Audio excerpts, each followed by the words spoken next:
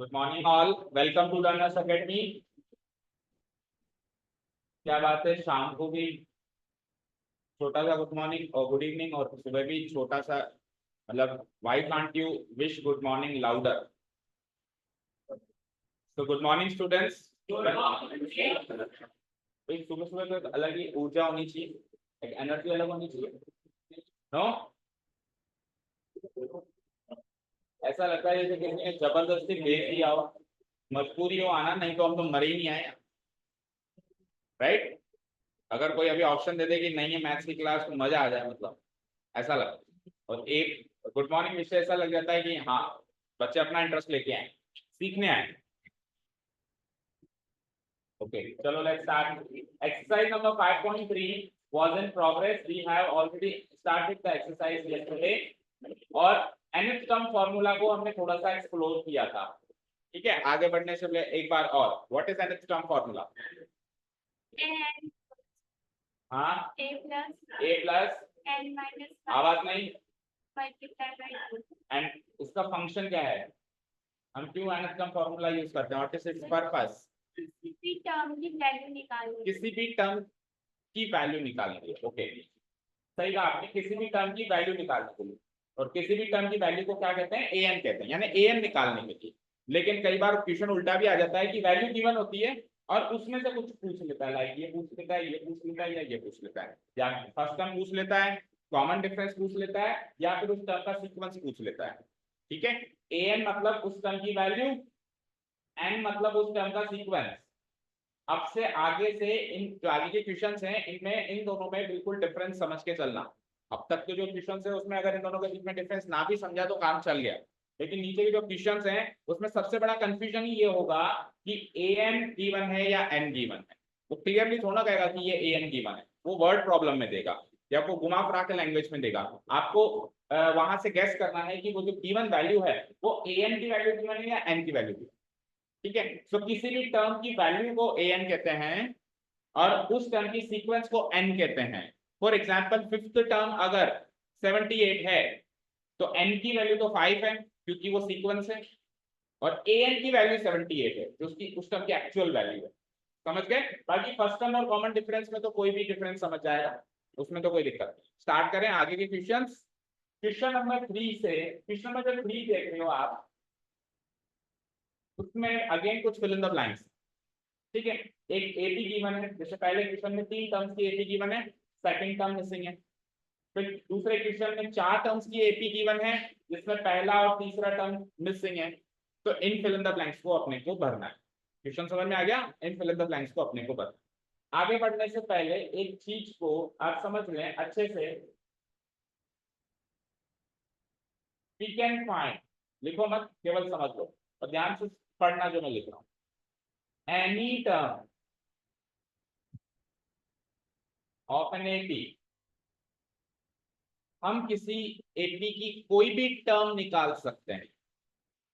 ठीक है, व्हेन हमको क्या क्या गिवन हो, क्या क्या गिवन मिले ताकि हम किसी भी एपी की कोई भी टर्म निकाल लें। ठीक है, तो सबसे पहला कंडीशन तो हमने जो दो क्वेश्चंस किए हैं, A and D given, first term given और कॉमन डिफरेंस गिवन हो, तो हम किसी भी एपी की कोई भी टर्म निकाल सकते हैं, निकाल सकते हैं। तो इस टाइप के क्वेश्चंस को लेकिन हमने कर लिए। अब आगे के क्वेश्चंस किस पर बेस्ड हैं? मान लो फर्स्ट टर्म और कॉमन डिफरेंस नहीं गिवन है, तो हम किसी भी एपी की कोई भी टर्म कैसे निकालेंगे? ये सेकंड सिचुएशन आ गई। तो सेकंड सिचुएशन में हमको any two terms of the AP given होगा, any two terms of the AP given होगा। उस एपी में 50 इसमें 100 टर्म्स, कोई भी दो टर्म आपको गिवन होगी, जैसे कि फिफ्थ टर्म गिवन होगी या 10th टर्म गिवन, जैसे कि 100th टर्म गिवन होगी या 99th टर्म गिवन होगी, या 78th टर्म गिवन होगी या फर्स्ट टर्म गिवन होगी। पूरी एपी में कोई भी दो टर्म्स अगर मुझे पता है तो उस एपी की मैं कोई भी टर्म निकाल सकता हूं। समझ आया? किसी भी एपी में अगर मुझे कोई भी दो टर्म्स पता है, गिवन है या पता लगाई जा सकती हैं, कैसे भी करके, मतलब गिवन है अगर वो, तो मैं उस एपी की कोई भी टर्म निकाल सकता हूं, एनी टर्म। अब आप इन पांचों क्वेश्चंस में देखो, एटलीस्ट दो टर्म्स सब में गिवन, चेक करो। इन पांचों क्वेश्चंस में आप देखिए एटलीस्ट दो टर्म्स सब में गिवन है, एग्जैक्टली दो ही टर्म्स गिवन है सर। देखो इसमें कौन सी गिवन है, इस first term and third term, इसमें कौन सी टर्म गिवन है, first term and third term, इसमें कौन सी गिवन है, सेकंड एंड फोर्थ, इसमें कौन सी गिवन है, फर्स्ट एंड फोर्थ, इसमें कौन सी गिवन है, फर्स्ट एंड 2 3 4 5 6, फर्स्ट एंड 6, इसमें कौन सी गिवन है, सेकंड एंड 6। तो हर एक एपी में 2 टर्म्स गिवन है और बची हुई कुछ भी टर्म्स वो पूछ रहा है तो मैं कोई भी टर्म निकाल सकता हूँ, ठीक है। पर सवाल है कैसे, वही इस क्वेश्चन से अपने को सीखना है, ठीक है। यानी कि ये वाला पोर्शन तो हमने कवर कर लिया पिछले 2 क्वेश्चन में कि अगर फर्स्ट टर्म और कॉमन डिफरेंस गिवन है तो कोई भी टर्म निकालना, ये वाला पोर्शन तो हमने शुरू के 2 क्वेश्चंस में कवर कर लिया ना। अब ये वाला पोर्शन हम कवर कर रहे हैं इस क्वेश्चन में। इसमें फर्स्ट टर्म और कॉमन डिफरेंस वाली सिचुएशंस गिवन नहीं है। क्या सिचुएशंस गिवन है, क्या गिवन पॉइंट्स हैं, any two terms of the AP. अब वो कैसे निकालेंगे, ऑब्वियस बात है nth टर्म फार्मूला को तो यूज करना ही है, वो तो पूरी एक्सरसाइज में यूज होगा। एक भी ऐसा क्वेश्चन ही नहीं है जिसमें nth टर्म फार्मूला ना यूज हो, 20 के 20 क्वेश्चंस में यूज होगा। पर साथ में इस क्वेश्चन में लीनियर इक्वेशंस इन 2 वेरिएबल्स वाला कॉन्सेप्ट भी यूज होगा जो हमने लास्ट क्लास में कवर किया, जिसमें 2 वेरिएबल 2 इक्वेशंस मिलती हैं, वो वाला कॉन्सेप्ट भी यहाँ पे कवर होगा। मतलब इन दोनों के कॉम्बिनेशन से हम इस एपी की कोई भी टर्म निकाल सकते हैं, ठीक है। स्टार्ट करें कैसे, तो मार्क करो क्वेश्चन नंबर 3। और टू स्टार्ट विथ मैं काम करता हूँ फर्स्ट को छोड़कर पहले सेकंड से स्टार्ट करता हूँ, उससे ज्यादा क्लियर पिक्चर सामने आएगी तो ये काम कैसे होना चाहिए, ठीक है। फिर फर्स्ट पे बाद में आ जाएंगे। तो आप सेकंड वाली एक ही नोट डाउन करो, here the given AP is, here the given AP is। अब AP कैसे लिखेंगे, इसे बॉक्स मत बनाना, चाहे ब्लैंक्स बना देना, इफ यू वांट बॉक्स बनाना चाहो तो बॉक्स भी बना देना, वो आपकी इच्छा है। अगर आप कंफर्टेबल नहीं है बॉक्स बनाने में तो आप ब्लैंक्स भी मार्क कर सकते हैं, blank. Here the given AP is। कल वाली क्लास में वॉइस थोड़ी क्लियर नहीं लगी मुझे, ऐसा है क्या? यस, वॉइस क्लियर है, सेलेक्टेड ही नहीं है voice clear. Okay, now the voice is clear. Here the given AP is।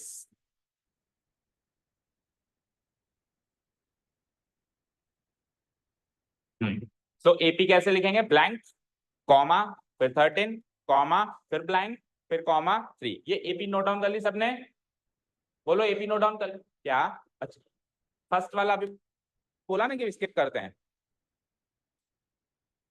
आपका थोड़ा सा ध्यान उधर जा रहा है, कहीं जा रहे हो ना आप, कि टिकट्स विकेट्स फाइनल हुई या नहीं हुई, वेटिंग क्लियर हुई या नहीं हुई, कहाँ मैं घूमने जाऊंगा, कपड़े खरीदे नहीं खरीदे, थोड़ा ध्यान उधर जा रहा है शायद, है ना। तो इधर ध्यान नहीं आ रहा। और रिया शर्मा, आपने मैसेज किया था कल तो क्लास तो बतानी चाहिए। रिया शर्मा तो बहुत सारी हमारे पास, मैं आपको किसी दूसरे ग्रुप में जोड़ दूं, आप उस क्लास में आ जाओ तो। चलो, here the given AP is, ये AP लिख दिया हमने, ओके। अब as per the given information, as per the given information मेरे पास क्या क्या गिवन है, देखो मेरे पास A2 गिवन है, यस और नो। सेकेंड टर्म गिवन है ना, क्या गिवन है बोलो, एंड उसके बाद मेरे पास क्या गिवन है, A4 गिवन है। कितना गिवन है, 3। तो हर एक एपी में 2 टर्म्स गिवन होगी, इसमें ये 2 टर्म्स गिवन है, लिख लिया मैंने। अब मैं क्या करूंगा, ध्यान से सुनिएगा, इस A2 को nth टर्म फॉर्मूला से एक्सपेंड करूंगा और इस A4 को भी nth टर्म फॉर्मूला से एक्सपेंड करूंगा। कर सकते हो, नहीं कर सकते, A2 को nth टर्म फॉर्मूला से एक्सपेंड नहीं कर सकते। चलो, तो nth टर्म फॉर्मूला बोलो Parikshit, an equal to a plus n minus 1 times d, ये nth टर्म फॉर्मूला है। अब आपको किसको एक्सपेंड करना है, जल्दी बोलो, A2 को। आपको किसको एक्सपेंड करना है, तो an की जगह मैंने लिखा A2, दैट मींस हमने n की जगह क्या लिखा, तो आप अंदर भी n की जगह लिख दो 2। अगर आपने बाहर n की जगह 2 लिखा तो आप फॉर्मूला के अंदर भी n की जगह लिख दो 2। तो कैसे बनाइए फॉर्मूला, a प्लस बोलो 2 माइनस 1 टाइम्स d, जिसको सॉल्व करूंगा तो 2 माइनस 1 क्या होता है 1, और 1 इंटू डी क्या होता है d। तो A2 की वैल्यू a प्लस डी हो गई, तो ये A2 की एक्सपेंडेड फॉर्म हो गई। चलो, और किसको एक्सपेंड करना है, A4 को। किसको एक्सपेंड करना है, तो मैंने आप A2 की जगह क्या लिखा, A4, दैट मींस आपने n की जगह क्या लिखा 4। तो आप फॉर्मूला के अंदर भी n की जगह क्या लिखेंगे 4, लिखो a प्लस n की जगह 4 माइनस 1 टाइम्स d।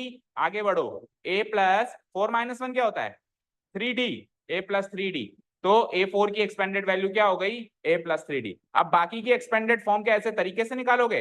आप ध्यान से देखो हो क्या रहा है, A2 बनता है A+D, A4 बनता है A+3D, बताओ A5 क्या बनेगा, बताओ A6 क्या बनेगा, बताओ A10 क्या बनेगा, बताओ A100 क्या बनेगा। तो आज से किसी भी टर्म को एक्सपेंड करना सीख गए, ठीक है। तो अब हम A2 को और A4 को दोनों को एक्सपेंड कर दें, ठीक है कर देते हैं। अब हम इसको एक्सपेंड किसकी मदद से कर रहे हैं, nth टर्म फॉर्मूला की मदद से कर रहे हैं। किसकी मदद से कर रहे हैं बोलो, nth टर्म फॉर्मूला की मदद से कर रहे हैं। तो एक बार अपन nth टर्म फॉर्मूला लिखेंगे, उसके बाद एक्सपेंड करेंगे, दो बार नहीं, ऐसा नहीं कि इधर अलग लिखेंगे इधर, एक बार लिख देंगे बस, उसके बाद फिर अपन इसको एक्सपेंड कर देंगे। लिख दें, नाउ वी नो दैट। एक बार पहले पूरा सॉल्यूशन देख लो, फिर नोट डाउन करने का टाइम मैं दे दूंगा। समझ लो भाई हो क्या रहा है, नाउ वी नो दैट।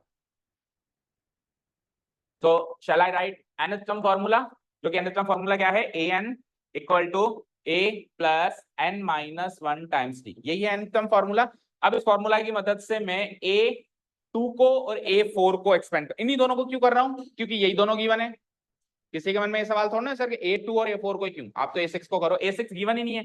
देखो A2 और A4 गिवन है, जो गिवन है उसी को तो एक्सपेंड करेंगे, there is no other option. चलिए सो लेट अस एक्सपेंड A2 को अभी अभी मैंने एक्सपेंड करके बताया था, बताओ A2 को एक्सपेंड किया था तो क्या बना था, A प्लस सिंगल डी। भाई इधर 2 है तो उधर सिंगल डी होगा, इधर 3 है तो उधर 2D होगा, और इधर 5 है तो उधर 4D होगा। जितना भी इधर लिखा हुआ है उससे एक कम D होगा, और A तो सब में ही होगा, ठीक है। सो A2 को एक्सपेंड किया मैंने, सो A2 को एक्सपेंड करने से मुझे क्या मिला, A प्लस डी, तो उसकी वैल्यू 13 हो गई। टेल मी, एंड लगाओ बीच में। A4 को एक्सपेंड करो जरा, A प्लस 3D, इसकी वैल्यू क्या हो गई 3 हो गई। नाउ हैव अ लुक कि ये लीनियर इक्वेशंस इन 2 वेरिएबल्स बनी कि नहीं बनी। दोनों इक्वेशन में दो दो वेरिएबल हैं, A और D, और दो वेरिएबल दो इक्वेशन की सॉल्व करना हम लास्ट क्लास से सीख के आए हैं। वही एलिमिनेशन मेथड लगा दो, सब्स्टिट्यूशन लगा दो, जो आपकी इच्छा है। बाकी इसमें बेस्ट रहेगा एलिमिनेशन, क्यों, क्योंकि हर बार A और A तो मिलेगा ही, हर बार A और A तो मिलेगा ही, तो इसमें से इसको घटा दो, A से A एलिमिनेट हो जाएगा, ठीक है। बाकी आपकी इच्छा है, अगर आप एलिमिनेशन लगाना चाहो या कोई ग्राफिकल भी लगाना चाहे तो उसकी इच्छा है ठीक है। पर सबसे बेस्ट मेथड यहाँ पे क्या होगा, क्योंकि हम अभी लीनियर इक्वेशन नहीं सॉल्व कर रहे हैं, हम अभी एपी सॉल्व कर रहे हैं, उसके अंदर हमको लीनियर इक्वेशन की मदद लेनी पड़ रही है। अब मैथ्स तो देखो पूरी इंटरकनेक्टेड है, एक चैप्टर कर लिया वो आगे हेल्प करेगा, उसकी मदद आगे लेनी पड़ेगी। अभी एपी पढ़ लिया, एपी की मदद आगे वाले चैप्टर्स में लेनी पड़ेगी, वो तो सारी इंटरकनेक्टेड है। चलो आओ, so this will be my equation 1, this will be my equation 1 and this will be my equation 2। अब सबसे आसान तरीका होगा 2 में से 1 को घटा दूं, so now subtracting equation 1, now subtracting, चलो अब लिखना स्टार्ट कर दो आप साथ के साथ, क्योंकि अब का आगे का काम इतना ज्यादा मुश्किल नहीं है, आप समझ गए। Equation 1 from equation 2, we get, बोलो सबट्रैक्ट कर दूं मैं, कौन करके बताएगा सबट्रैक्ट, बोलो नीलेश सबट्रैक्ट करके बताओ 2 में से 1 को कैसे सबट्रैक्ट करते हैं। हाँ आप चाहो तो 1 में क्या -1, ये कैसे किया, नहीं इक्वेशंस को सबट्रैक्ट कैसे करते हैं मुझे बताना जरा। एलएचएस में से एलएचएस माइनस करोगे, आरएचएस में से इसका एलएचएस क्या है, इसका एलएचएस क्या है, तो A+3D में से A+D माइनस करो, A से A एलिमिनेट हो गया, 3D में से 2D गया तो 2D, ठीक है। 3D में से सिंगल D गया तो कितने D बचे 2D। इधर आओ, अब RHS में से RHS भी तो करो, 3 - 13 क्या हुआ -10, तो यहां से D क्लियर हो गया, ऐसे D क्लियर हो गया, implies D equal to -10 on 2, that comes out to be -5। एक बार D क्लियर हो गया तो उसको चाहो तो 1 में पुटअप करो, चाहो 2 में पुटअप करो, A भी क्लियर हो जाएगा, और एक बार A और D क्लियर हो गया तो वापस पहली सिचुएशन पे आ गया मैं। दो सिचुएशंस बताई थी ना किसी भी टर्म को निकालने की, या तो A और D गिवन होना चाहिए या कोई भी दो टर्म्स गिवन होनी चाहिए। तो अभी मैं सिचुएशन सेकंड सॉल्व कर रहा था जिसमें कोई भी दो टर्म्स गिवन थी, लेकिन यहां से वापस A और D मिल गया मुझे, तो वापस मैं फर्स्ट सिचुएशन पे आ गया, A और D गिवन है तो कोई भी टर्म निकाल सकते हैं अपन। चलो इस D को कहां पुटअप करूं, फर्स्ट में पुटअप कर दूं जो छोटी दिखाई दे, बताओ। Now putting D equal to -5 in equation 2, oh sorry 1, आप चाहो तो 2 में भी कर लो। In equation 1 we get what? So a की वैल्यू तो पता करनी है, ए को ए लिखूंगा, प्लस डी की वैल्यू क्या लिखी है -5, इक्वल टू क्या लिखा हुआ है 13, इक्वल टू क्या लिखा हुआ है 13। यहां आ जाओ, उसके बाद इंप्लाइज, सो ए की वैल्यू बताओ क्या होगा, -5 उधर जाके +5, एंड व्हाट इज 13 + 5 18। सो ए तो क्लियर हो गया 18 और डी क्लियर हो गया -5। ए और डी आ गए तो वापस में सिचुएशन नंबर 1 पे आ गया ना। अब तो कोई भी टर्म निकाल सकते हैं। कौन कौन सी टर्म उसने पूछी, मतलब मिसिंग कौन कौन सी है, A1 और A3, A1 और A3 मिसिंग है, इसको निकालना शुरू करें। एक बार A और D आ गया तो मैं कोई भी टर्म निकाल सकता हूं। निकालना शुरू करूं, इतना नोट डाउन हो गया, करो।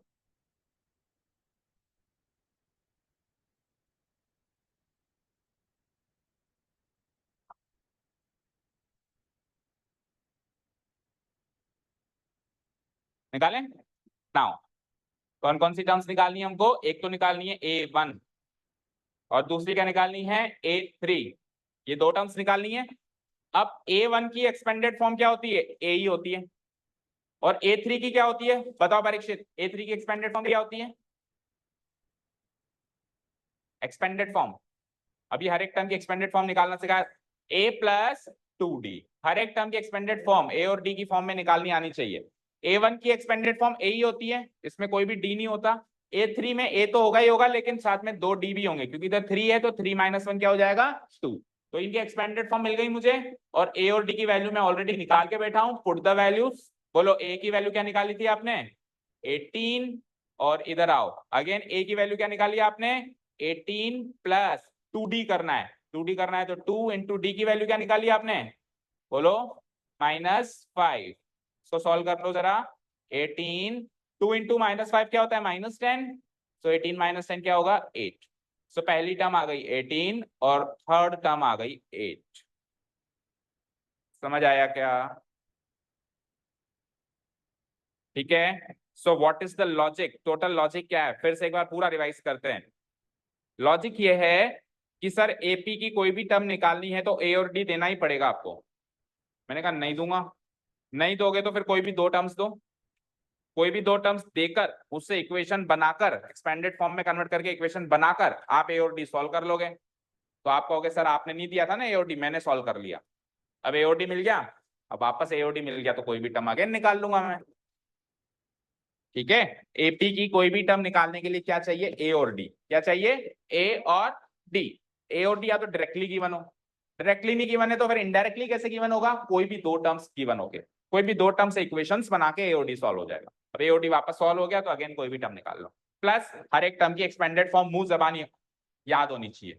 मतलब मैं टर्म बोलूं और आपके मुंह से उसकी एक्सपेंडेड फॉर्म निकल जाए, जैसे मैंने कहा A99 तो आपके मुंह से ऑटोमेटिकली निकले A+98D। ठीक है क्लियर, A99 बोलूं या 99th टर्म बोलूं एक ही बात है। लैंग्वेज देखो चेंज कर करके बोलेगा ये, हर दूसरे क्वेश्चन में थोड़ी सी लैंग्वेज चेंज होगी। ठीक है ना, क्लियर है। अब चलें आगे के क्वेश्चंस पे, बोलो क्वेश्चन नंबर अभी कौन सा किया, अच्छा आपने A1 निकाल लिया तो अब इस फिल इन द ब्लैंक्स में जरा A1 भरो, आप जस्टिफाई कर सकते हो कि सही है कि नहीं है। A1 भरो 18 और A3 भरो जरा 8। आप चेक करो ये एपी कंप्लीट हुई क्या, चेक करो 18 - 5 कॉमन डिफरेंस -5 आया था ना, चेक करो कॉमन डिफरेंस क्या आया था -5, तो 18 - 5 बोलो 13, और 13 - 5 8, 8 - 5 3। तो उसने कहा था फिल इन द ब्लैंक्स भरो ताकि एपी कंप्लीट हो जाए, हमने कंप्लीट कर दी, डन। चलो नाउ कम टू क्वेश्चन, इससे जस्ट नेक्स्ट वाला अब सीधे फिफ्थ वाला करेंगे एक बार,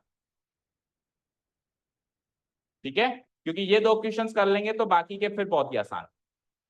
क्वेश्चन नंबर सेकंड किया अभी हमने, come to question number fifth. लिखो द गिवन एपी इस बार लेकिन हमको टर्म्स ज्यादा निकालनी है, 1 2 3 4 टर्म्स निकाल, तो कोई बात नहीं, वो तो एक बार ए और डी क्लियर हुआ तो कोई भी टर्म निकाल लेंगे।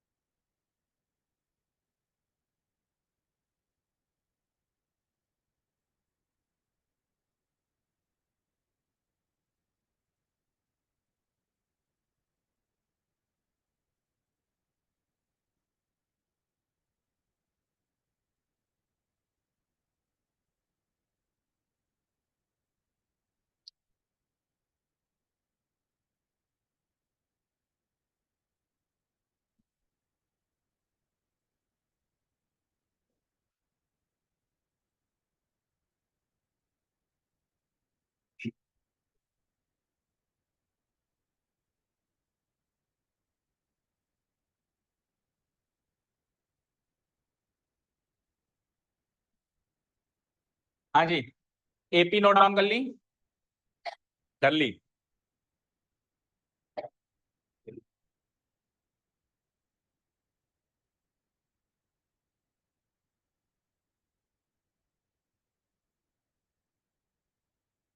समीक्षा बोलो, इस वाली एपी में कौन सी दो टर्म्स गिवन है?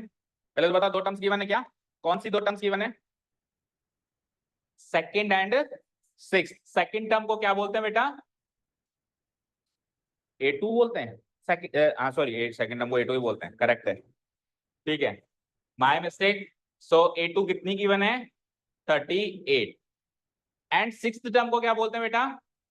A6 बोलते हैं, और A6 कितनी गिवन है? -20। तो ये दो टर्म्स गिवन है। ओके, नेक्स्ट अदिति बताओ, A2 की एक्सपेंडेड फॉर्म क्या होती है? A+D। तो A2 पहले भी A2 ही था पिछले क्वेश्चन में भी, तो ये तो सेम हो जाएगा A+D, बस इसकी वैल्यू चेंज कर दो। वैल्यू हम क्या कर देंगे? 38 कर देंगे। पिछली बार ये 13 थी, अभी हम कर देंगे 38। ओके अदिति, अब नेक्स्ट बताओ आप, A6 को की एक्सपेंडेड फॉर्म क्या होगी? A+5D होगी। तो 3D ना करके हम क्या करते हैं, इसको 5D कर देते हैं। और उसकी वैल्यू जो भी गिवन है, क्या गिवन है? -22। तो यहां तक का काम तो समझ में आ गया होगा। डन, इतना हो गया नोट डाउन।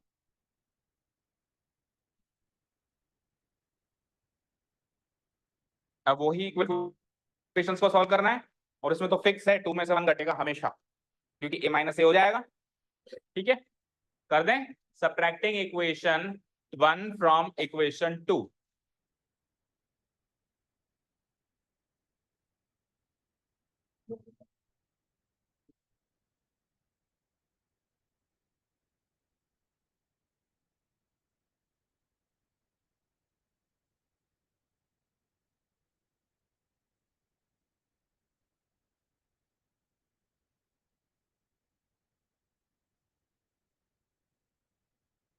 आप लोग घर जाके रिकॉर्डिंग की जरूरत नहीं पड़ती कि आपको देखने की? नहीं पड़ती? तो फिर बंद कर दें आज से। तो फिर आप कह रहे हो ना नहीं पड़ती है, डिसाइड करो ना।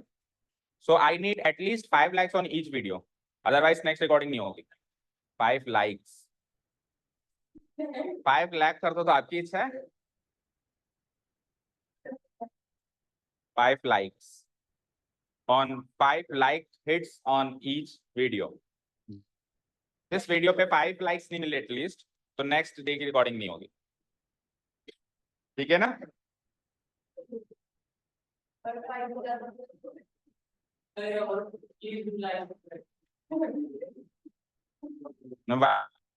Why should I request? It's your moral duty. नहीं, okay, I am not a YouTuber, I am an educator. ये 5 लाइक्स केवल इसलिए मैं करवा रहा हूँ ताकि मैं मेक श्योर करूँ कि आपको वाकई में रिकॉर्डिंग की जरूरत है या नहीं है। ठीक है भाई, अगर आपने लाइक किया दैट मीन्स आपने वीडियो देखा है, समझे? ओके, चलिए आइए। सो लेट अस सब्ट्रैक्ट इक्वेशन 2 माइनस इक्वेशन 1 करें। तो a माइनस है तो हमेशा 0 a हो जाएगा, लिखने की जरूरत नहीं है, हर हाल में होगा ये तो। 5d में से 1d गया तो कितने d बचे? Yes, 4d। और equal to RHS minus RHS भी करना है। -22 में से 38 माइनस करो, करके देखो। -22 -38, माइनस माइनस प्लस, बस साइन माइनस का रहेगा। 38 और 22 होते हैं 60, तो -60 आ जाएगा। ये बोलो, सो लिखो 4d equal to -60, 4d equal to -60। So from here on d की वैल्यू क्या आ जाएगी? -60 डिवाइडेड बाय 4, क्या करूंगा? माइनस का 15। अच्छा, d की वैल्यू रख दो फिर फर्स्ट में, जैसे 15 ना, 15 हो ना, 15 ही तो है। मैंने भी 15 ही बोला, मैंने 3 बोला। 15, so d equal to -15, putting d equal to -15 in equation 1 में रखते हैं इसको। a plus -15 equal to what? क्या है RHS में? 38। आ जाओ वहां पे, तो a की वैल्यू हो जाएगी -15, उधर जाके क्या बन जाएगा? +15। यस, 38 तो ऑलरेडी है वहां पे, -15 उधर जाएगी, बन जाएगा +15। 38 + 15 क्या होता है, जोड़ो 50। सो ए की वैल्यू आ गई 53 और डी की वैल्यू आ गई -15 और ए की वैल्यू आ गई 53। आ गई ए और डी। और एक बार ए और डी आ जाएगा तो वापस में सिचुएशन नंबर फर्स्ट में आ चुका हूँ, कंफर्टेबल सिचुएशन में आ चुका हूँ। अब मैं कोई भी टर्म निकाल सकता हूँ। यहाँ पे इस बार मुझे 4 टर्म्स निकालनी है। निकालना शुरू करें। A1 A3 A4 A5 निकालना शुरू करें नाउ। सबसे पहले मुझे निकालनी है A1, then A3, then what A4 and then what A5। Mayank बताओ A3 की एक्सपेंडेड फॉर्म बोलो। A + 2D। नीलेश बोलो A5 की। A + 4D। आप बोलो बेटा A4 की। A + 3D। And Pankhuri A1 की बोलो। A1 की A1 एक्सपेंडेड फॉर्म हमेशा A और D की फॉर्म में होती है। A1 + AD, A1 + D।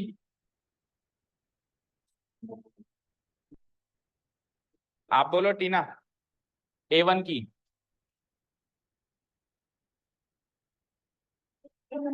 A1 की एक्सपेंडेड फॉर्म A ही होती है। इधर देखो A बोला, मुझे A1 सुनाई दिया A। ठीक है चलो, अगर A बोला तो फिर करेक्ट है। ठीक है, किसी भी टर्म की एक्सपेंडेड फॉर्म पूछ रहा हूं, दैट मींस मैं A और D की फॉर्म में पूछ रहा हूं। तो आगे अब आप जो भी बोल रहे हैं उसमें या तो A बोलो या D बोलो, उसके अलावा कुछ मत बोलो। A और D की फॉर्म में देखो, ये A और D की फॉर्म में, ये और D की फॉर्म में, A और D की फॉर्म में और A की फॉर्म में। A और D के अलावा कुछ नहीं होना चाहिए। डन। चलो, और A और D की वैल्यू अभी अभी निकाली मैंने। Put up the values and find the answer.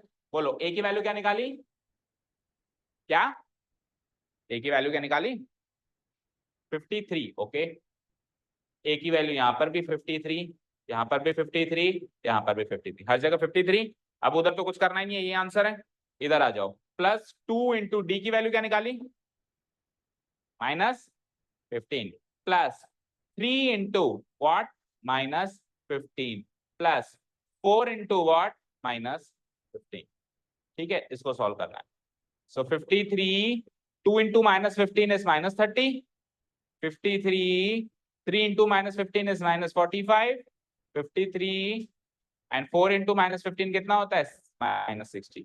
53 में से 30 गए तो 53 में से 45 गए तो 8 एंड 53 में से 60 गए तो -7। So these are our final answers. Please match it from your answer key.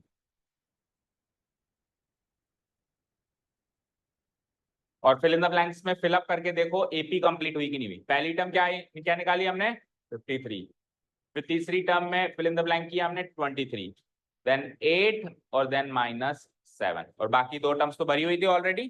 चलो लेट अस सी कि ये एपी कंप्लीट हुई कि नहीं हुई। क्या आ रहा है कॉमन डिफरेंस, 15 लेस हो रहा है। सो 53 में से 15 गया तो 38 करके देखो। 38 में से अगेन -15 किया तो 23 आएगा, आएगा। 23 में से अगेन -15 करेंगे तो 8 आएगा। 8 में से 15 फिर घटा देंगे तो -7 आएगा, और -7 में फिर -15 कर देंगे तो लास्ट में -22 मैच हो गया। तो ये एपी मेरी कंप्लीट हो। -15 -15 -15 -15। क्लियर है क्या सभी को, सभी को क्लियर है। अब बचे हुए 3 क्वेश्चन वैसे तो आप होमवर्क कर सकते हो। एक फर्स्ट क्वेश्चन में आप कंफ्यूज हो सकते हो, वैसे बहुत सरल है, बहुत ही सरल है, लेकिन आप कंफ्यूज ऐसे हो सकते हो। देखो मैं बताता हूँ कैसे कंफ्यूज हो सकते हो। कौन से क्वेश्चन में आप कंफ्यूज हो सकते हो। एक तो आप, अब तीनों में आप कंफ्यूज हो सकते हो। पता है क्यों, क्योंकि तीनों क्वेश्चंस में पहली और पहली टर्म गिवन है। अभी तक जो हमने 2 क्वेश्चंस किए, सेकंड और 5th क्वेश्चन हमने किया, उसमें फर्स्ट टर्म गिवन नहीं थी, बीच की कोई 2 टर्म्स गिवन थी, बीच की, जैसे दूसरी और चौथी, जैसे दूसरी और छठी, बीच की 2 टर्म्स गिवन थी। अब जो क्वेश्चन बचते हैं फर्स्ट, थर्ड एंड फोर्थ, इसमें पहली टर्म गिवन है और बीच की एक टर्म गिवन है। तो पहली टर्म में आप कंफ्यूज कैसे होगे, जैसे आप इक्वेशन बनाओगे ना, तो उस इक्वेशन में डी नहीं दिखाई देगा, ओनली ए दिखाई देगा। कैसे, देखो शॉर्ट में समझा रहा हूं आपको। लेट अस से अगर मैंने 1 सेकेंड, हाँ लेट अस से क्वेश्चन नंबर फर्स्ट उठाया मैंने, तो A1 आ गया मेरे पास, और कौन सा है A3 आ गया। ठीक है, A1 की वैल्यू क्या आ गई बताओ 38 नहीं 2। A1 की वैल्यू क्या आ गई 2, और A3 की वैल्यू क्या आ गई, क्या आ गई 26। A1 की वैल्यू आ गई 2, A3 की वैल्यू आ गई 6। अब जब आप nth टर्म फॉर्मूला से a1 को एक्सपेंड करोगे तो रिद्धि बताओ a1 की एक्सपेंडेड फॉर्म क्या होती है? ओनली a1 की एक्सपेंडेड फॉर्म क्या होती है? Only a। और a3 की एक्सपेंडेड फॉर्म क्या होती है? a plus 2d। इस तरीके से करेंगे आप, बोलो। तो फिर यहां पे वैल्यू भी लिख दो, ये 2 हो गई और ये हो गई 26, ये हो गई 2, ये हो गई 26। अब आप कहोगे सर दो इक्वेशंस तो बन गई, एक इक्वेशन में तो a और d है पर दूसरी इक्वेशन में d तो है ही नहीं, ओनली a है। तो ये linear equation in two variable कहां बनी? दोनों तो दो वेरिएबल की नहीं है ना, वही दो वेरिएबल की है तो सिंगल वेरिएबल की है।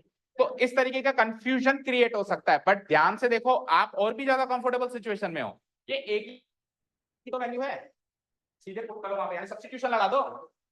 भाई जरूरी क्या एलिमिनेशन ही लगा है? एलिमिनेशन कब लगाते हैं? जब दोनों जगह दो दो वेरिएबल होते हैं, तो एक को एलिमिनेट करने के लिए एलिमिनेशन लगाते हैं। सब्स्टिट्यूशन कब लगाते हैं? जब एक की वैल्यू निकाल के दूसरे में डालनी होती है।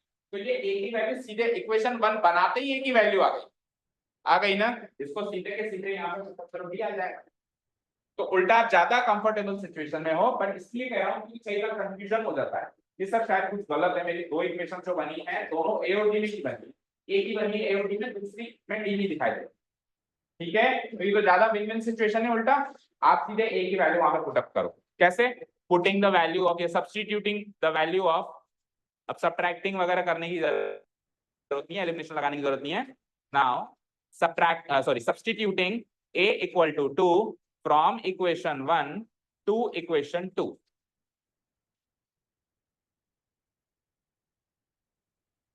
Now substituting,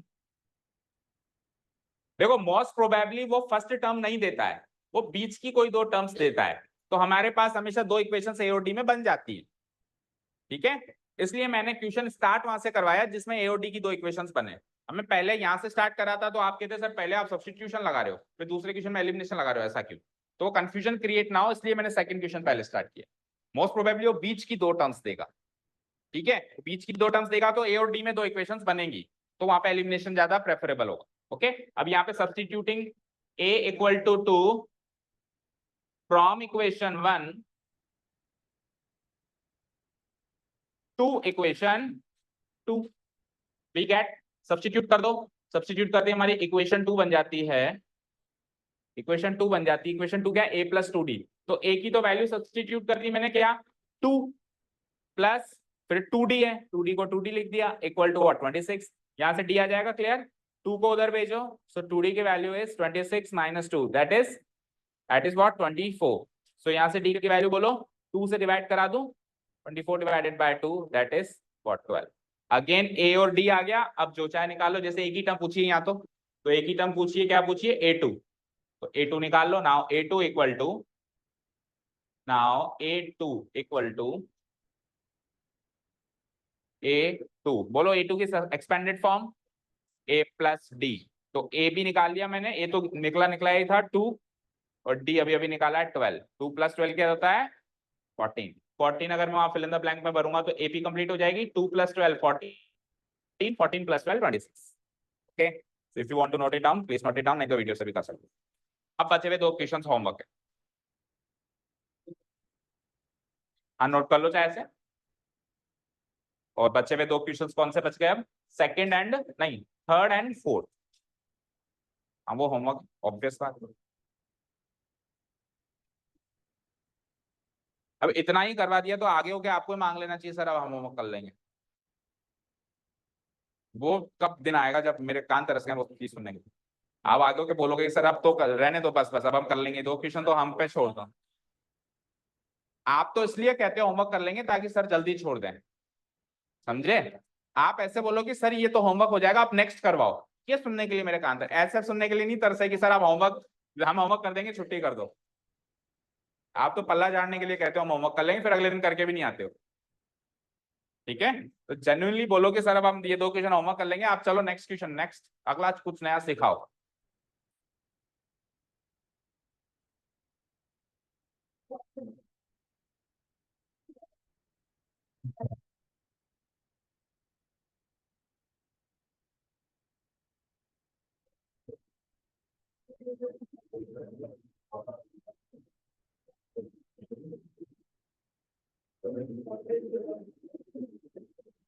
okay,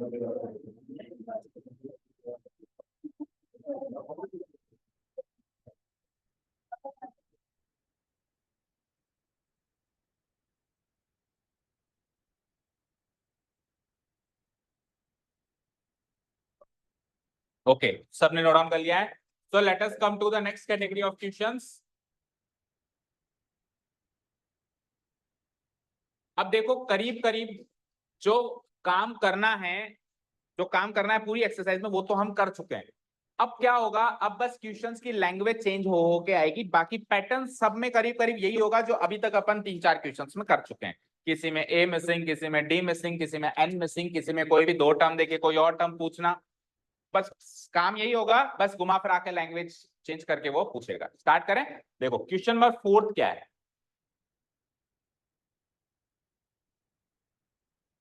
question number 4 क्या है, लैंग्वेज को पकड़ो उसकी। Which term of the AP, this is the given AP, यहां से लेके यहां तक ये AP, okay? Which term of this AP is 78? क्या समझे बताओ, आप बताओ। ज्योति, ज्योति नाम है ना आपका, क्या नाम है? ज्योति आप हो। राधिका, हाँ राधिका आप बताओ। यस, इसने तो पूरा ही डिकोड करके बता दिया। ठीक है चलो अच्छी बात है। थोड़ा सा एक स्टेप पहले बताओ, रिद्धि बताओ इस क्वेश्चन का मीनिंग क्या है, बोलो। 78, 78 टर्म की वैल्यू पूछा है, बोलो अवधि। 78th टर्म की अगर ये वैल्यू पूछता तो 78 के आगे टीएच लगाता, क्योंकि एन की वैल्यू के आगे हमेशा टीएच लगता है, कल की क्लास में बताया था शायद। अगर टीएच लगा हुआ है, सुनो मेरी बात, अगर टीएच लगा हुआ है तो ये एन की वैल्यू, अदरवाइज ये एन की वैल्यू है और एओडी की वैल्यू से निकल जाती है। तो अगेन 4 इंग्रेडिएंट्स में तो 3 इंग्रेडिएंट्स मिल गए ना, देखो ए और डी तो उसमें से निकलेगा। अब सवाल ये है कि सर ये 78 क्या है, ये n है या an है? अगर ये n है तो मुझे an निकालना है, अगर ये an है तो मुझे n निकालना है। अब अगर th लगा हुआ है आगे तब तो वो n है, अदरवाइज वो बस इससे बड़ा वो नहीं, सारे क्वेश्चन सॉल्व हो जाएंगे।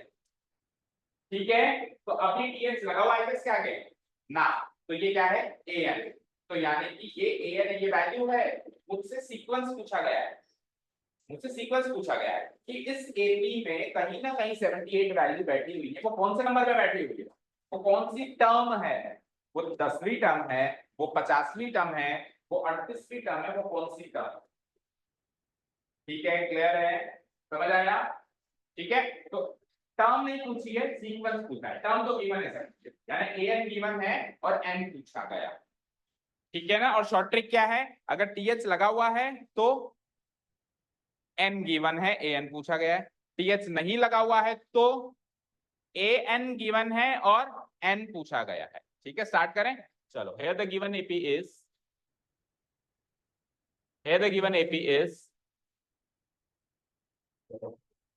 then note down the AP.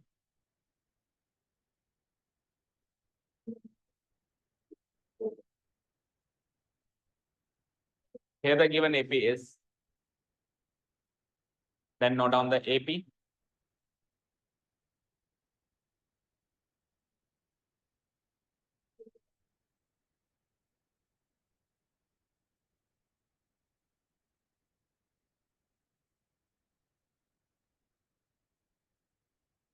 हो गया नोट डाउन?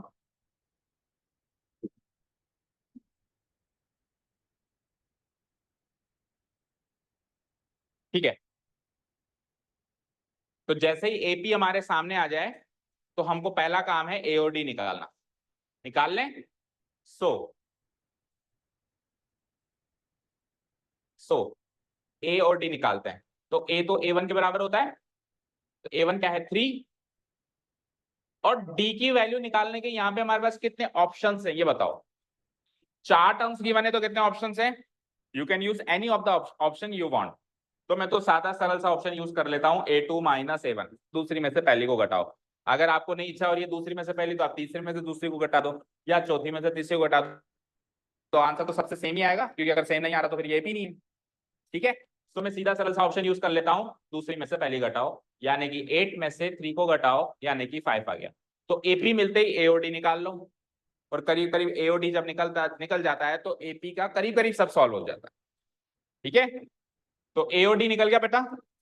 अब 78 क्या है, एन नहीं है, 78 क्या है, a n. Also a n given है 78, सामने डालो, ये तो गिवन है, सामने डालो, ये तो गिवन है। एंड पूछा गया है मुझसे n equal to question mark.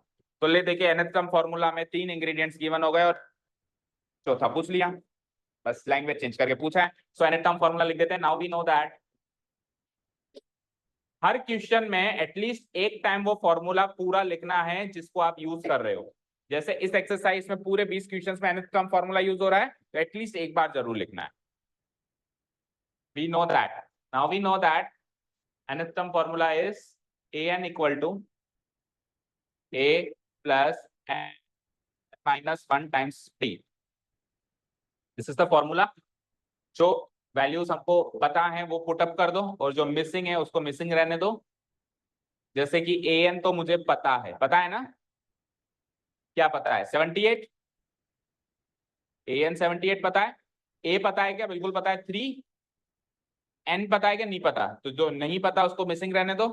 और d पता है क्या, 5, d5 पता है ना, सो इनटू 5, डन। अब कल बताया था मैंने कि जब जब n मिसिंग हो तब तब मेथड नंबर 2 में चला करो। क्या, पहले a को भेजो, फिर 5 को भेजो, फिर किसको भेजो, -1 को भेजो। ठीक है, पहले a को, फिर d को, और फिर उसके बाद -1 को उधर भेज के +1 कर दो, उससे जल्दी सॉल्व होगा। और अगर आप बेसिक तरीके से सॉल्व करो तो फिर क्या होगा, उसमें फिर पहले आपको RHS सॉल्व करना पड़ेगा। उसमें क्या करना पड़ेगा, 5 × n, 5 × -1।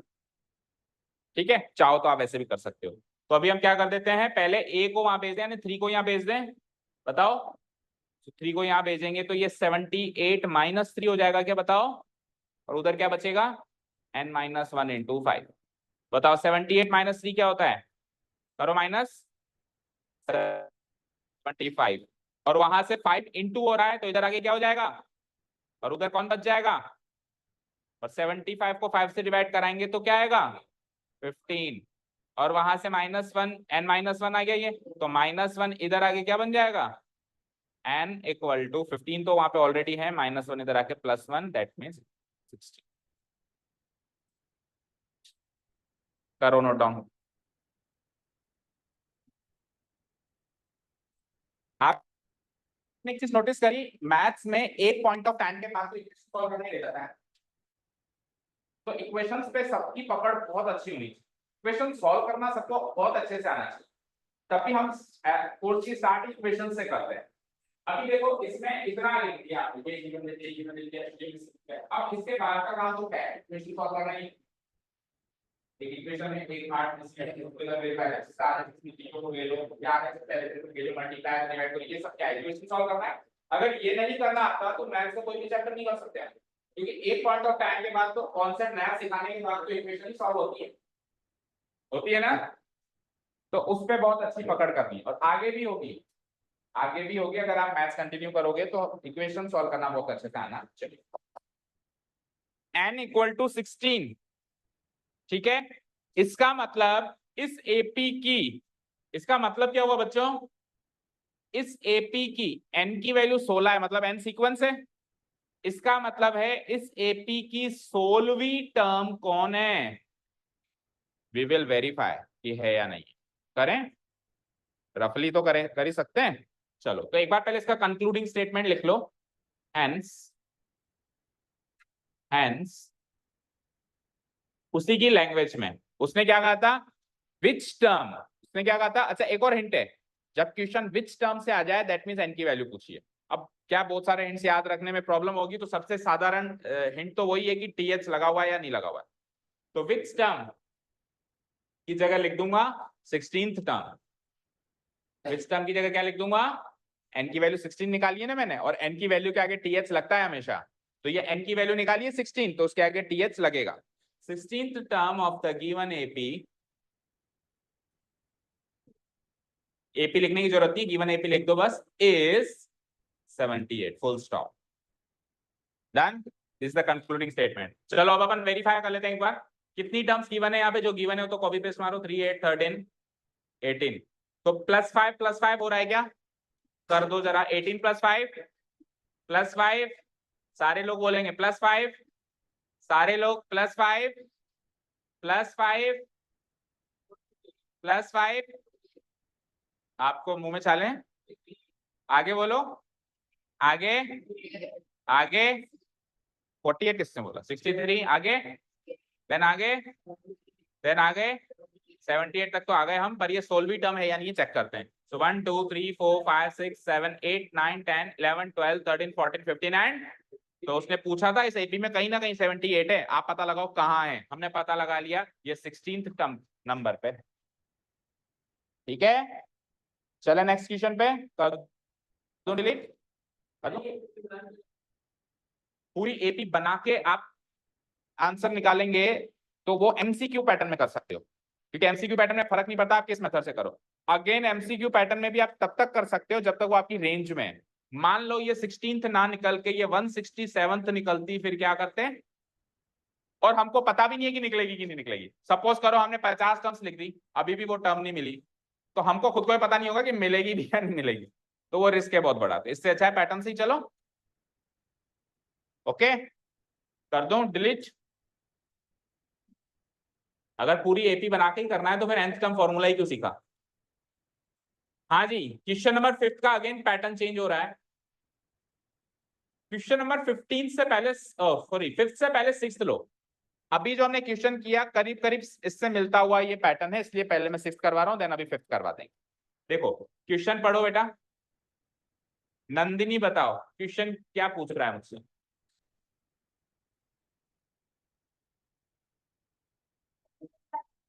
बता नहीं रहा, पूछ रहा है।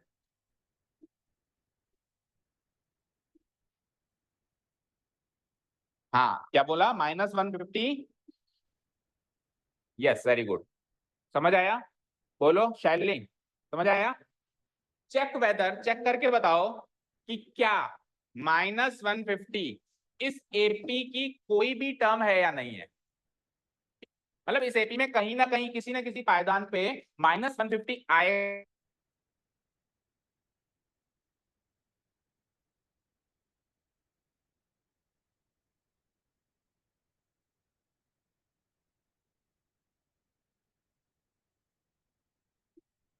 ओके, संयम के तरीके से चलें तो कॉमन डिफरेंस बताना जरा, -3, तो संयम के तरीके से तो -3 -3 -3 -3 -3 -3 -3 -3 करते जाओ और चेक कर लेना भी -150 इसमें आया या नहीं आया। कौन कौन जाएगा संयम के तरीके से, खुद वो भी नहीं जाएगा मुझे पता है, क्योंकि मार्क्स चाहिए उसको और इस पैटर्न से मार्क्स तो नहीं मिलने वाले बोर्ड, ठीक है। अब क्या करें, अब अपन वही करेंगे जो पिछले क्वेश्चन में किया। हम क्या करेंगे, सुनना ध्यान से, हम इस क्वेश्चन को दूसरा क्वेश्चन मान लेते हैं।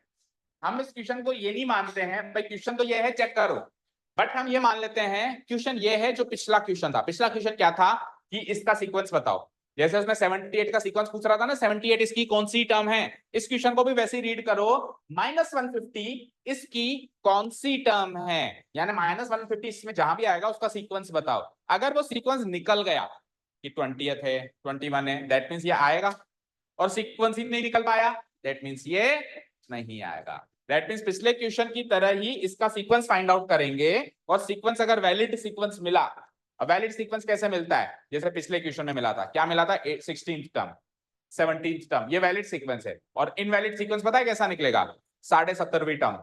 अब ये वैलिड सीक्वेंस है क्या, मान लो n की वैल्यू 17.5 आ जाए, तो 17.5 नंबर की कोई टर्म होती है क्या ना, या तो 17 टर्म होती है या 18 टर्म होती है, तो ऐसे डेसिमल आ जाए, फ्रैक्शन आ जाए, क्योंकि n has to be a natural number, तो अगर n नेचुरल नंबर मिला तो इसका वैलिड सीक्वेंस है और ये इस एपी में कहीं ना कहीं है। और अगर n नेचुरल नंबर नहीं मिला, डेसिमल मिला, फ्रैक्शनल मिला, नेगेटिव मिला, जीरो मिला, तो फिर वो इसके एपी में इसका कोई जगह नहीं है, ये किसी भी सीक्वेंस पे आ नहीं सकता। शुरू करें, ओके। सो करना क्या है, अभी तक का जो काम किया, मतलब पिछले क्वेश्चन में जो काम किया same to same, start writing given AP लिख दो पहले तो, डिलीट हो गए क्या? Yes, here the given AP is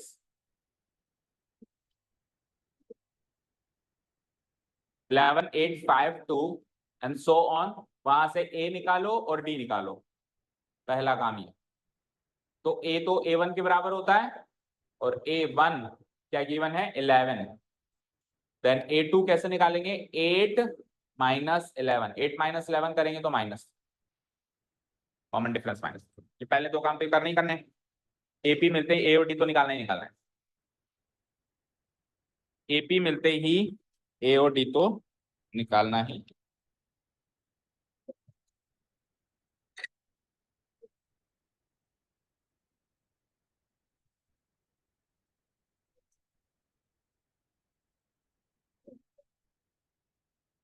अब थोड़ी सी इसकी लैंग्वेज चेक करेंगे, चेंज करेंगे। क्यों चेंज करेंगे? क्योंकि पिछले क्वेश्चन में तो साफ साफ ये गिवन था कि 78 इसकी कोई टर्म है, बस आप पता लगाओ कहाँ है। इसमें ऐसा नहीं है कि टर्म है, अभी इसमें चेक करना है कि है या नहीं है। तो यहाँ पे जैसे ये also an equal to 78 direct नहीं लिख सकते कि an इक्वल टू -150। यही तो चेक करना है कि an की वैल्यू -150 इसमें हो सकती है या नहीं सकती, ये तो चेक करना है। सो मैं यहाँ पे इस वाली स्टेप का थोड़ी सी लैंग्वेज चेंज करूंगा और फिर लगाएंगे हम nth टर्म फॉर्मूला जैसे पिछले क्वेश्चन में लगाया था। Now we are required to check. Now we are required to check whether we are required to check whether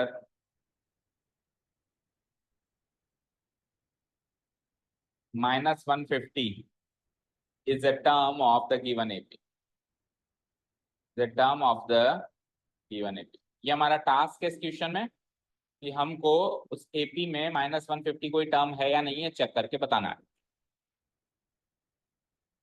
ठीक है, तो ऐसा है तो अब अपन an की वैल्यू -150 अज्यूम करके n की वैल्यू वैलिड वैल्यू निकालने की कोशिश करेंगे।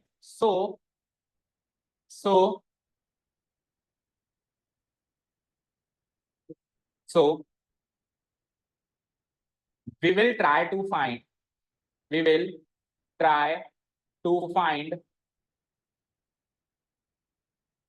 the value of n,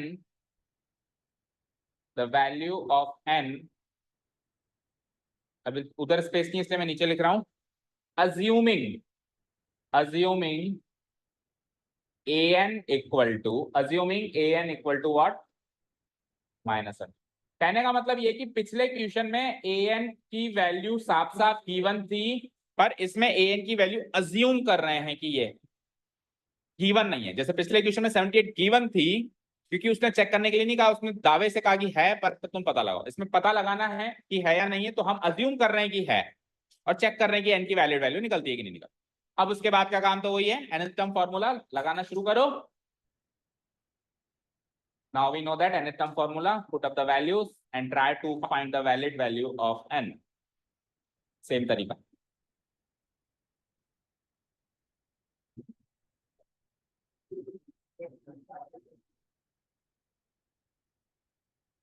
तो an की जगह रख दिया मैंने -150, a की जगह जो निकाला हुआ a है 11 प्लस n तो पता करना है, इंटू d की जगह -3। मल्टीप्लाई का साइन लगाना मत भूल जाना, नहीं तो सारा कपाड़ा हो जाएगा। ठीक है, इंटू -3। ओके, सबसे पहले क्या करूंगा 11 को यहां भेज दो, तो ये हो जाएगा -150 - 11, राइट। और उधर क्या रह जाएगा n-1 into -3। What is -150 into -11? -161। और उधर से -3 इधर आके +3 कर दो। उधर से सब लोग यहाँ देखो, उधर से -3 इधर लाके +3 कर दो। बहुत बच्चों को ऐसा लगता है -3 +3 कर दो, बेटा वो -3 नहीं है, वो इंटू -3 है। तो इंटू का उल्टा प्लस नहीं होता, इंटू का उल्टा डिवाइड होता है। तो -3 इसका +3 नहीं करना, -3 उधर इंटू हो रहा है, तो ये -3 इधर लाके डिवाइड कराना। ठीक है, अब यहीं पे पता चल जाएगा कि n की वैलिड वैल्यू मिलेगी या नहीं मिलेगी। बताओ, नहीं मिलेगी ना, चलो माइनस से माइनस को आपने प्लस कर दिया, दैट इज फाइन। पर क्या 161 से 3 पूरा पूरा कटेगा क्या? जब ये इससे पूरा पूरा कटेगा ही नहीं, जब n-1 की वैल्यू ही नेचुरल नंबर नहीं है तो n की वैल्यू नेचुरल नंबर कैसे हो सकती है? क्योंकि -1 का +1 ही तो करना है इसके आगे। तो इसी स्टेप पे हमको पता चल जाएगा कि ये n की वैल्यू वैलिड देगा या नहीं देगा। बट अब पता लग जाएगा तो आगे सॉल्व तो करना है। सो 161/3 को आप 161/3 रहने देंगे, एक बार लिख देंगे यहाँ पे बस 161/3, और नेक्स्ट स्टेप में n की वैल्यू निकालेंगे तो वो निकलेगी 161/3 -1 का +1। फ्रैक्शनल वैल्यू निकालो एक बार n की, क्या निकलती है? फ्रैक्शनल वैल्यू निकालो, 3 एलसीएम आ जाएगा, बोलो 3 एलसीएम आ जाएगा 161 + 3 बन जा 3, क्या निकली बताना? 164/3 फाइनल। अब 164/3 को जितना मिक्स्ड फ्रैक्शन में कन्वर्ट कर सकते हैं करो। सो 3 5 जा 15, बचा 1, 1 और 4 14, 3 4 जा 12, बचा रिमाइंडर 2, तो 54 2/3 ये मिक्स्ड फ्रैक्शन वैल्यू आ गई इसकी। n की वैल्यू फिक्स फ्रैक्शन में आ गई, लेकिन n की वैल्यू तो नेचुरल नंबर चाहिए होती है। अगर नेचुरल नंबर आ जाती तो मैं कह देता यस ये जो टर्म है इस एपी की कोई ना कोई टर्म है, अगर नहीं आएगी तो कह दूंगा कि नहीं है। इसका मतलब है कि इस एपी में मैं लगातार ऐसे चलता जाऊं तो 54 2/3 नंबर पे क्या आएगा? लेकिन 54 2/3 नंबर ही नहीं होता, या तो 54th नंबर होता है या 55th नंबर होता है, या तो 54वीं टर्म होती है या 55वीं टर्म होती है, इसकी तो कोई टर्म होती नहीं है ना। तो इसका मतलब आप 54वीं टर्म तक चले जाओ और 55वीं टर्म तक चले जाओ, ये मिलेगा, पता कहाँ मिलेगा? 54वीं और 55वीं के बीच में मिलेगा। ठीक है, क्लियर है? अब कंक्लूड कैसे करेंगे हम यहाँ पे? हेयर इतना लिख दिया सबने। पहले लिखेंगे कि n की वैल्यू नेचुरल नंबर नहीं है इसलिए ये इसकी टर्म नहीं। Okay, here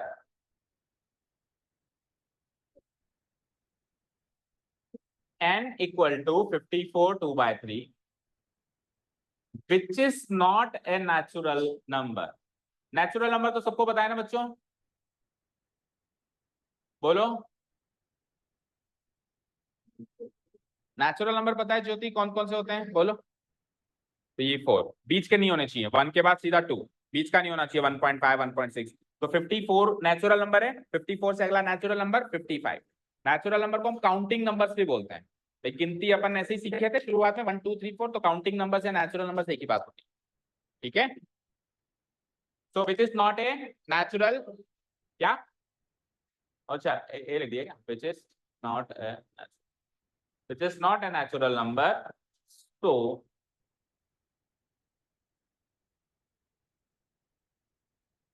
the given term -150 is not a term of the given AP, is not a term of the given AP, it's not a term of the given AP। तो करीब करीब पिछले क्वेश्चन से मिलता हुआ pattern है, उसमें term की गारंटी है, सीक्वेंस पता करना है, इसमें टर्म की ही गारंटी नहीं है, तो भी हमने तो सीक्वेंस ही पता किया और उसी से हमने वो पता किया कि ये टर्म इसमें है या नहीं है।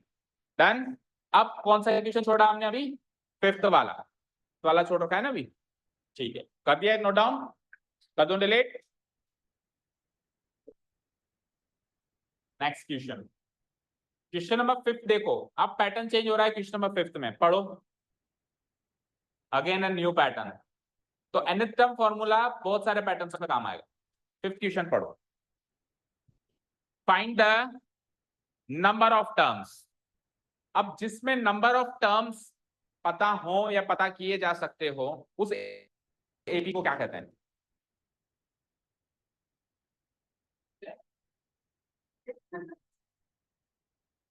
प्लेन में बैठ गया था तू शायद और हवाई यात्रा भरने वाला था कि अचानक याद आया कि अभी तो क्लास में ही हूं। जिसमें नंबर ऑफ टर्म्स या तो मुझे पता हो या पता कर सकते हो, जैसे उसने कहा पता करो, पता किए जा सकते हैं, उस एपी को क्या बोलते हैं? बोलो आप भी,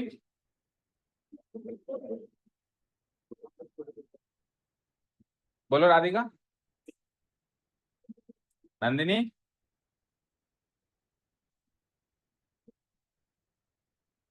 फाइनाइट एपी और इनफाइनाइट एपी सुना था,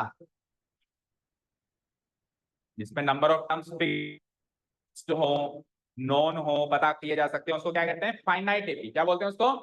और जिसके नंबर ऑफ टर्म्स फिक्स्ड ना हो, चलती जा रही है चलती जा रही है, पता नहीं कितने टर्म्स है, उसको क्या बोलते हैं हम, इनफाइनाइट। तो पहली चीज, नंबर ऑफ टर्म्स हमेशा फाइनाइट एपी में पूछे जाएंगे, इनफाइनाइट एपी में नहीं पूछे जाएंगे। अब फाइनाइट है या नहीं है वो कैसे पता चलेगा? जब जब लास्ट टर्म गिवन हो तब वो फाइनाइट। अभी तक जितने क्वेश्चंस किए किसी में लास्ट टर्म गिवन थी क्या, बस डॉट डॉट डॉट लगा के छोड़ दिया, तो वो इनफाइनाइट एपी, क्योंकि लास्ट टर्म पता नहीं है। ओके, इसमें लास्ट टर्म पता है, इसमें लास्ट टर्म पता है, तो ये इनफाइनाइट एपी नहीं हुई, इसके बीच की टर्म्स गायब है। अब बीच में हो सकता है 1000 टर्म्स हो सकता है बीच में 1,00,000 टर्म्स हो, कितनी भी हो सकती है, पर आखिरी टर्म तो पता है। तो जिसमें आखिरी टर्म पता है, फिर बीच की टर्म से कितनी भी गायब हो, उसको फाइनाइट कहेंगे, उसको इनफाइनाइट नहीं कहेंगे। ठीक है, डन। ओके, तो फाइनाइट एपी की दो डेफिनेशन याद रख सकते हैं, जिसमें नंबर ऑफ टर्म्स पता हो या फिर जिसमें लास्ट टर्म पता हो। बात एक ही हो गई, यानी लास्ट टर्म पता होना नंबर ऑफ टर्म्स पता होने की गारंटी है। क्लियर है? अब हम इसमें नंबर ऑफ टर्म्स पता कैसे करें, सवाल ये है। तो पहले तो एपी लिख लो और फिर स्ट्रेटेजी सुनो। Here the given APs,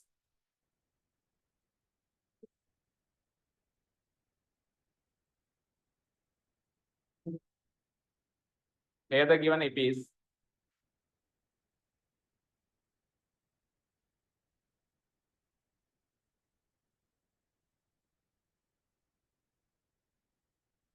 This is the given AP.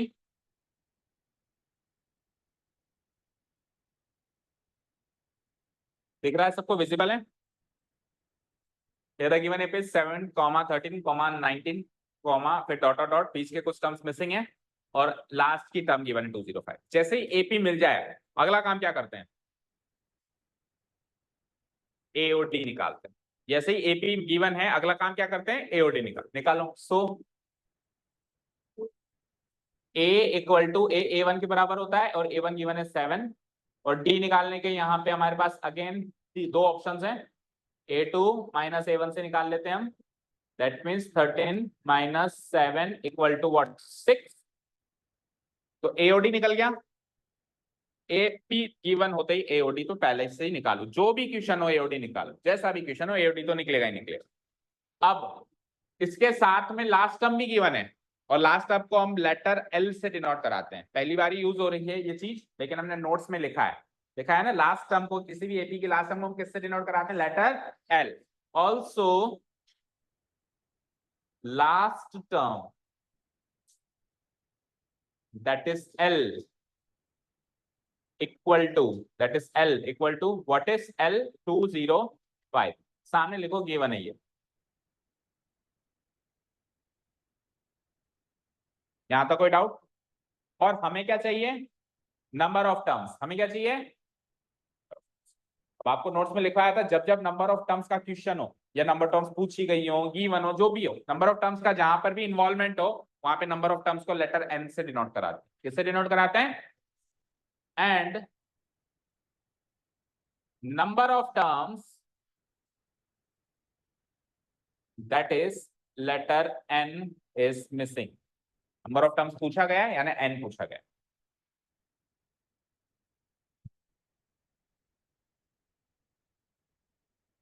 लिख दिया सबने, इतना लिख दिया? अब जो मैं कह रहा हूं ध्यान से सुनो।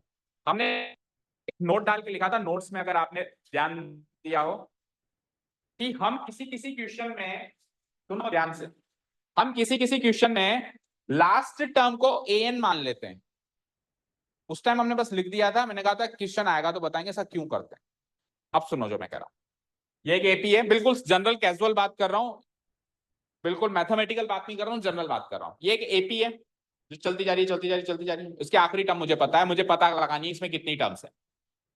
आप किसी एपी में किसी भी टर्म की सीक्वेंस पता कर सकते हैं ना। अभी आपने पिछले दो क्वेश्चन में पता करी है, 78 की सीक्वेंस पता करी, 16वीं टर्म है, और -150 की सीक्वेंस पता करने की कोशिश करी, लेकिन पता नहीं हुई, लेकिन करीब करीब पहुंच गए, 54th टर्म के आसपास है। तो ऐसे किसी भी टर्म की सीक्वेंस पता कर सकते हैं आप, किसी भी टर्म की। तो आप 205 की सीक्वेंस पता कर सकते हैं, बोलो। और 205 की जो सीक्वेंस होगी उतने ही तो टर्म्स होंगे इसमें, यस और नो, क्योंकि आखिरी टर्म है। सपोज करो 205 की सीक्वेंस आपने पता करने की कोशिश करी और वो 205 की सीक्वेंस पता चली 100th टर्म। 205 कौन सी टर्म है इसकी? 100th टर्म, और ये लास्ट टर्म भी है, तो टोटल नंबर ऑफ टर्म्स कितनी हो गई? बोलो। 100 हो गई ना? नहीं समझ आया रिया? देखो, इस टर्म की सीक्वेंस मान लो, मतलब इस टर्म की पोजीशन मान लो, स्टार्टिंग से इसकी पोजीशन है लेट अस से 20th पोजीशन पर है, तो बताओ उसमें कितनी टर्म्स है? 20, क्योंकि ये आखिरी है। ओके, तो लास्ट नंबर ऑफ टर्म्स निकालने का लॉजिक ये है, लास्ट टर्म गिवन होगी नंबर ऑफ टर्म्स निकालने की इक्वेशन फाइनाइट एपी होगी, तो जो भी लास्ट टर्म है उसका सीक्वेंस फाइंड आउट कर लो। एक बार उसका सीक्वेंस फाइंड आउट हो गया, जो उसका सीक्वेंस है वही नंबर ऑफ टर्म्स। डन। अब किसी का भी सीक्वेंस फाइंड आउट करने के लिए क्या करते हैं वो बताओ? किसी भी टर्म का सीक्वेंस फाइंड आउट करने के लिए क्या करते हैं? अभी पिछले 2 क्वेश्चन में किया ना हमने, क्या किया हमने? जो टर्म गिवन होती है उसको an मानते हैं और n निकालते हैं। जैसे पिछले क्वेश्चन में 78 का सीक्वेंस फाइंड आउट करना था, so what we have done, 78 को an मान लिया और वहां से n निकाल लिया, जो n निकला वही तो उसका सीक्वेंस था। अब मुझे इसका सीक्वेंस फाइंड आउट करना है, तो इसको an मानूंगा, इसको an मानूंगा और वहां से n निकाल लूंगा। n निकालने के बाद जो उसका सीक्वेंस आएगा वही टोटल नंबर ऑफ टर्म्स होंगी। तो इनडायरेक्टली मैंने l को an माना नहीं माना, लास्ट टर्म को an माना नहीं माना। तो अब उस नोट का मीनिंग समझ में आया जो हमने नोट्स में लिखा है, कि हम किसी किसी क्वेश्चन में लास्ट टर्म को an मान लेते हैं और वहां से n निकाल लेते हैं, जो n निकलता है वो उसका सीक्वेंस भी है और वही टोटल नंबर ऑफ टर्म्स भी है। समझ आया? क्लियर है? चलो, तो इन शॉर्ट क्या याद रखें सर? शॉर्टकट में बताओ। शॉर्टकट में याद रखना है कि लास्ट टर्म को हमको an मान लेना है और वहां से n निकाल लेना है, वही नंबर ऑफ टर्म्स। डन। चलो निकालो। क्या हुआ? फ्लाइट का टाइम हो गया क्या? बैग रखते हैं शायद।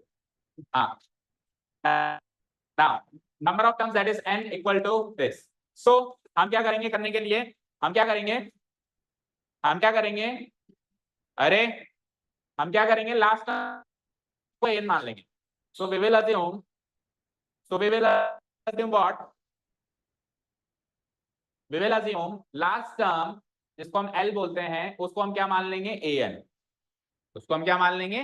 जो लास्ट टर्म है उसको हम क्या मान लेंगे? बोलो बेटा, an। ठीक है, और an क्या गिवन है? जो मतलब लास्ट टर्म क्या गिवन है बताओ? 205। भाई लास्ट टर्म 205 गिवन है ना, अपन ने लास्ट टर्म को an मान लिया, तो an क्या हो गई? 205। अब अपन an के फॉर्मूला को एक्सपेंड कर देंगे यहाँ पे, दैट इज, बताओ an का फॉर्मूला क्या होता है?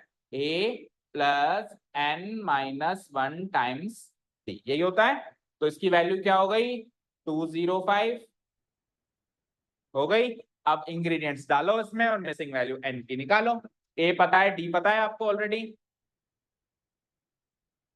बोलो a क्या पता है?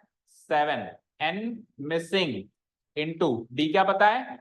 6 इक्वल टू व्हाट? 20। वापस उसी पोजीशन पे आ गए। बस होता क्या था कि ये चीजें पहले उधर होती थी और ये इधर होता था उल्टा। तो पहले RHS से LHS में देते थे, अभी LHS से RHS में। तो पहले किसको देते हैं? a को, फिर किसको देते हैं? d को, और लास्ट में किसको देते हैं? -1 उधर जाके +1।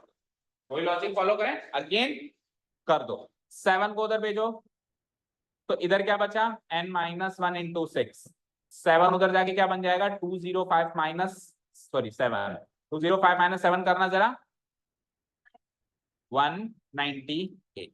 ठीक है, 6 को उधर भेजेंगे तो उधर जाके क्या बन जाएगा? ये डिवाइडेड बाय 6, इधर n-1 बचा और 198 डिवाइडेड। अब इस पोजीशन पे ये एक नेचुरल नंबर निकलना ही चाहिए। नहीं निकल रहा है तो सवाल गलत है या जवाब गलत है, गारंटी है। ठीक है ना, इस पोजीशन पे ये एक नेचुरल नंबर निकलना ही चाहिए। करना, 6 3 जा 18, 6 3 जा 18, 33। अब n की वैल्यू निकालने के लिए -1 बिकम्स +1, 33 + 1 इक्वल टू व्हाट? 34। यानी कि ये 34th टर्म है, यस और नो?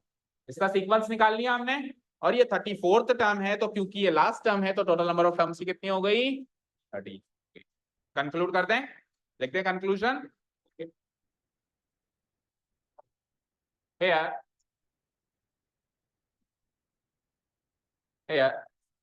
n equal to क्या निकला? 34। that is the last term 205, the last term 205 is the 34th term of the AP. Is the which term of the AP? 34th term of the AP. जो last term है वो 34th term है of the given AP. Hence total number of terms. Hence total number of terms in the given AP equal to 34 terms. Done. तो काफी अलग अलग category के question हमने कवर किए, होपफुली सबको सारा समझ आया होगा। और एपी बड़ा इंटरेस्टिंग चैप्टर है, ठीक है, मजा आ रहा होगा। और अभी और ज्यादा एक्साइटिंग बनेगा, धीरे धीरे ये एक्साइटिंग बनता जा रहा है। अभी एपी को उल्टा भी करेंगे हम, रिवर्स एपी, पीछे से कोई टर्म निकालना, फिर एपी की टर्म का सम भी करेंगे अगली एक्सरसाइज। तो और एक्साइटिंग और थोड़ा बहुत डिफिकल्ट भी अब धीरे धीरे होगा। जितना होमवर्क है वो करके आना है। What is the homework? तो उसमें एक इसमें ये दूसरा क्वेश्चन होमवर्क है, कहने की जरूरत नहीं। क्यों? ये वाला क्वेश्चन होमवर्क है भाई। अरे ट्राई तो करके आ जा, और हो जाएगा, मुझे पता है। ट्राई करेगा तो अच्छे से, जेन्युइनली ट्राई करेगा तो, नहीं होगा तो करवा देंगे। कुल मिला के अगर सब कुछ सही रहा तो कल से 7th स्टार्ट। अरे 1 मिनट और सुनो ना, इधर आओ, इधर आओ, इधर आओ। कहाँ जा रहे हो?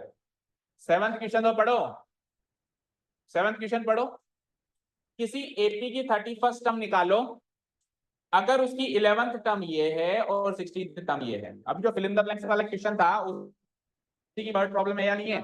एपी की दो टर्म्स गिवन है, एक तो A11 गिवन है कितनी 38, और एक A16 गिवन है जिसके आगे TH लगा हुआ है, वो n की वैल्यू है। A16 है 73। So if these two terms are given तो इनसे मैं A + 10D, इससे मैं A + 10D 38 बना दूंगा, और इससे मैं A + 15D 73 बना दूंगा। इन दोनों के कॉम्बिनेशन से A और D आ जाएगा। एक बार A और D आ जाएगा तो put up the value in 31st term. 31st मतलब A31 जो कि होगा A + 30D, तो उसमें मैं A और D की वैल्यू निकाल के 31st टर्म निकालूं। तो ये भी होमवर्क, ठीक है, डन। ये सारा काम करके आना है आज Sunday. So make full use of the your Sunday. हाँ, कितने क्वेश्चन हैं? 2 3 4 क्वेश्चन है ओनली, और 4 question hardly will take half an hour. कितने छोटे छोटे से और इजी से क्वेश्चन है। ओके, चलो, thank you so much for listening to us. Have a nice day, keep learning and bye bye and enjoy your Sunday.